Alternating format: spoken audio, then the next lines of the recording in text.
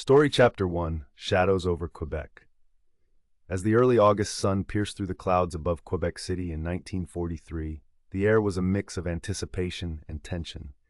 This was the Quadrant Conference, where Winston Churchill and Franklin D. Roosevelt were set to meet in the Grand Chateau Frontenac, a fortress of diplomacy now housing secrets that could alter the fate of nations.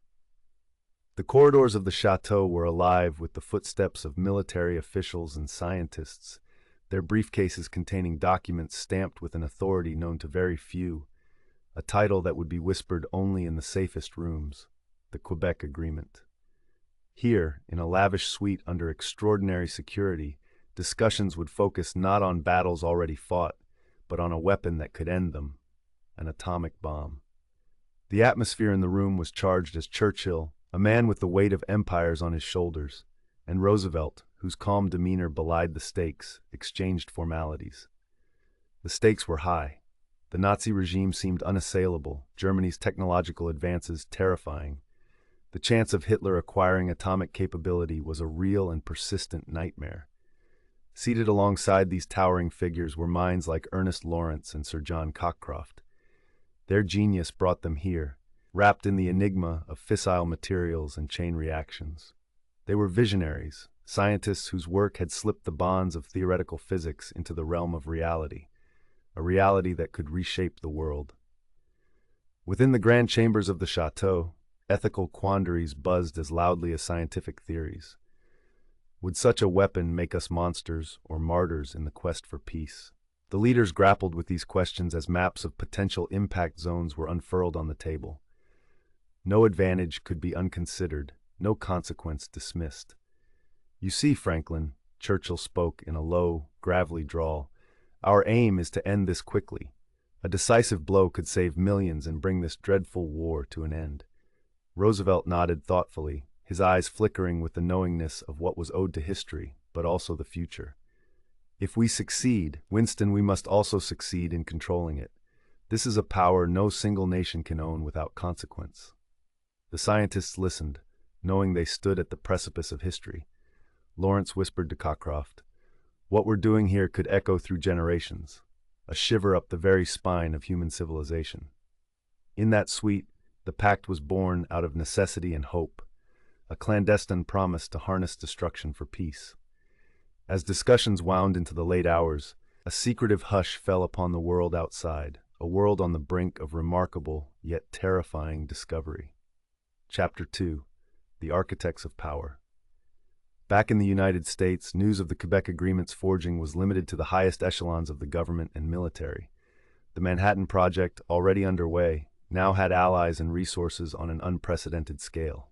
Oak Ridge, Hanford, Los Alamos, names soon to be etched into the annals of history as the cradle of atomic development, bustled with activity.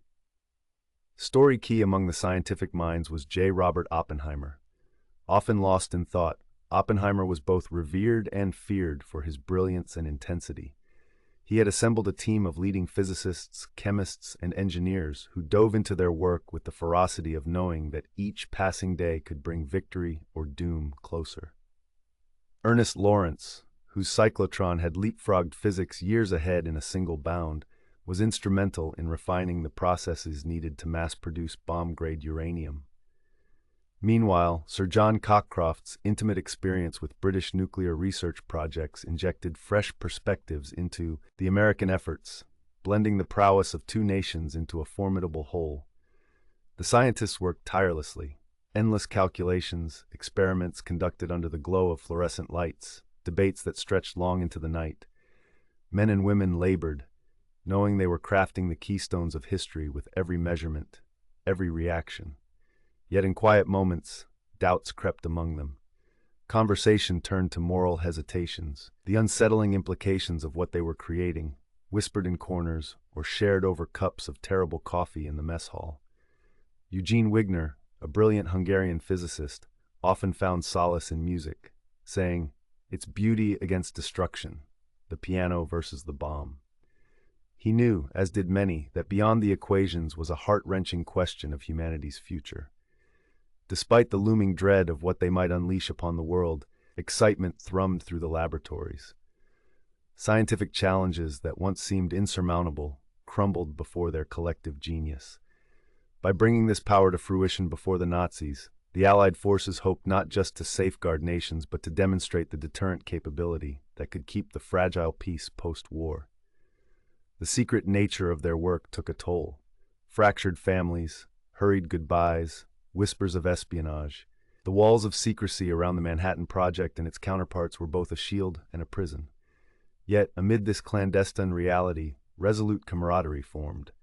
The pursuit of an atomic bomb, though fraught with peril and potential disaster, fused an unbreakable bond among these pioneers, the architects of a new era of power. Chapter 3: A Tremor in the Soul.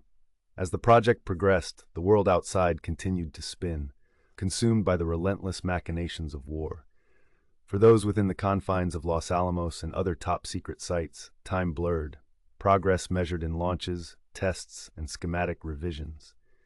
Mary Thompson, an accomplished mathematician, found herself embroiled in calculations that caressed the fine line between precision and chaos. When not lost in numbers, Mary turned to her journals, capturing the emotional gravity each day held. Lines of ink revealed her doubts alongside her resolve. Are we saviors, or are we laying foundations for our destruction? She wondered, echoing a sentiment shared secretly and solemnly amongst her colleagues. Yet, the necessity of victory colored her thoughts. The shadows of millions lost in bombings and battles loomed larger in these reflections than any ethical confinement. Story. As trepidation over the use of such a weapon grew, Churchill waxed philosophical, framing it as a necessary evil, a Pandora's box from which hope could still spring after the horrors of war closed away. Roosevelt, in contrast, often meditated on cautious optimism.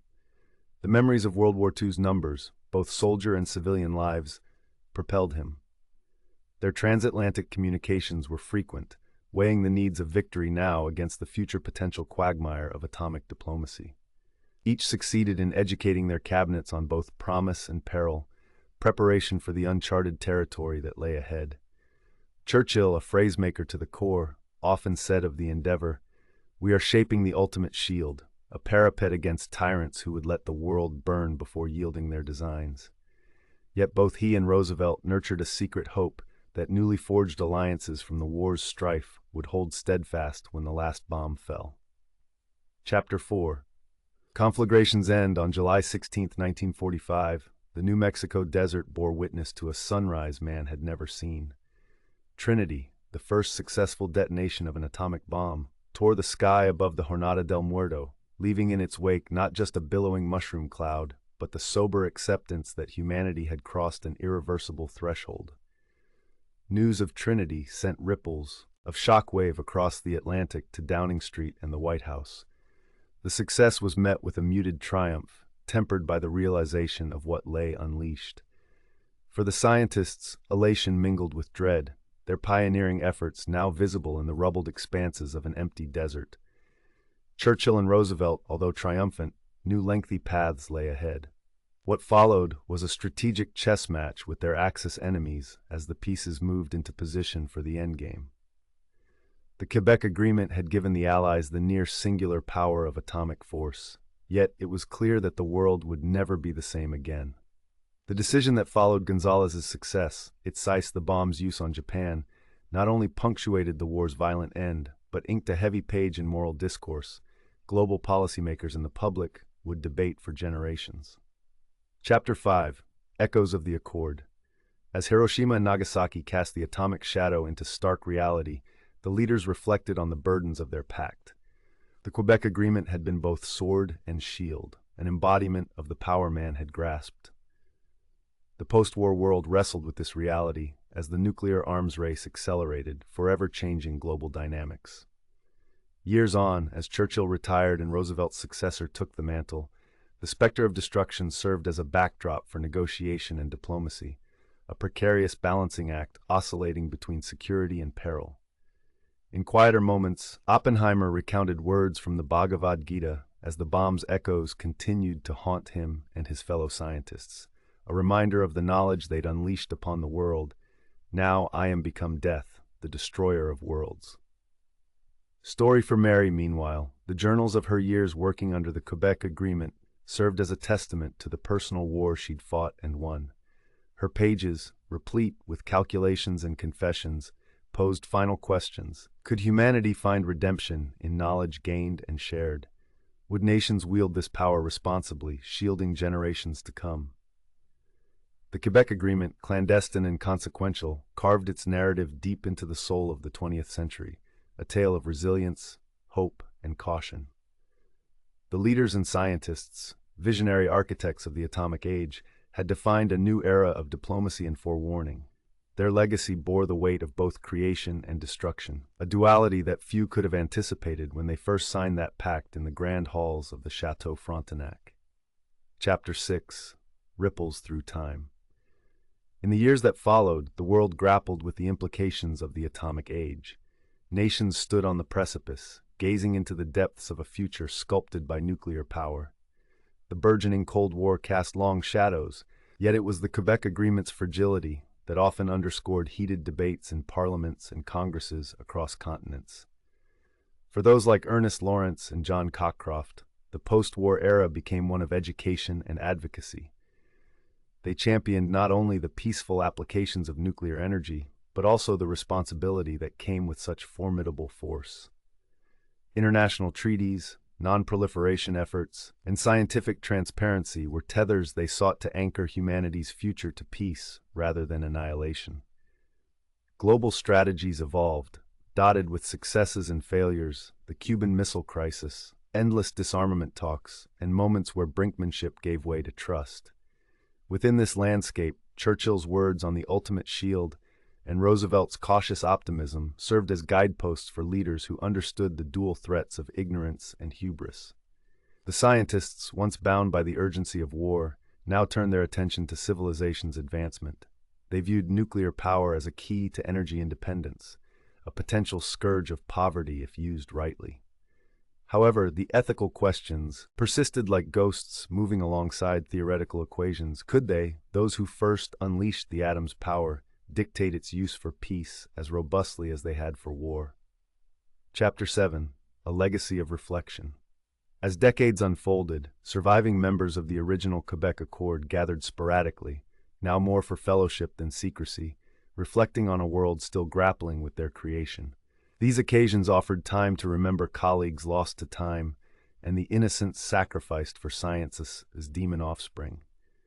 Mary Thompson, now a respected professor and advocate for nuclear oversight, often spoke to her students about those years. She emphasized not just the historical facts and scientific breakthroughs, but also the moral courage required to question the ethical boundaries they faced. Her journals, now a significant piece of historical documentation, provided a human lens through which future generations could learn. Story. As she opened her classroom to discussions on global security and the intertwining paths of diplomacy and science, she reminded each new cohort, "We change the world in ways we never fully understood. It's your task now to anchor it against the chaos we feared."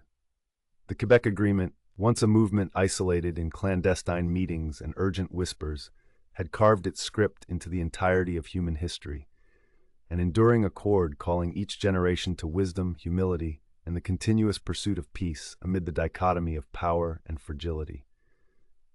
The secret they wrought in those long-ago days in Quebec thus became a poignant reminder of humanity's capability for both brilliant creation and its potential for devastating destruction, leaving a question hanging in the air like a promise. With such power at hand, what legacy will we choose to leave?